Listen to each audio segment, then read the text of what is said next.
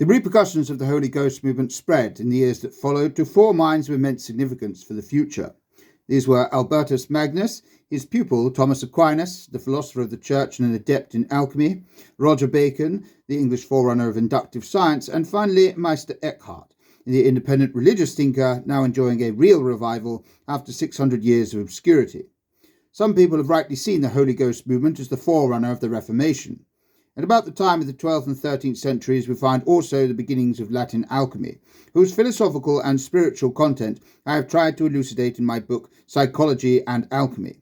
The image mentioned above of immutability in the new rock bears a striking resemblance to the central idea of philosophical alchemy, the lapis philosophorium, which is used as a parallel to Christ, the rock, the stone, the cornerstone.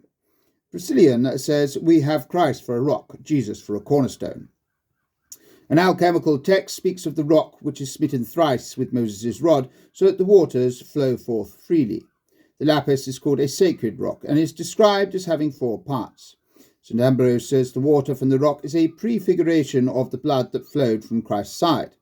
Another alchemical text mentions the water from the rock as the equivalent of the universal solvent, the aqua permanens.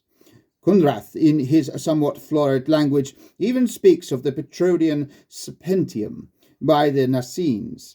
Adam was called the rock and the cornerstone.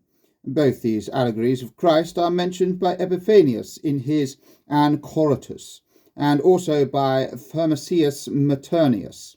This image, common to ecclesiastical and alchemical language alike, goes back to I Corinthians 10:4 and I Peter 2:4.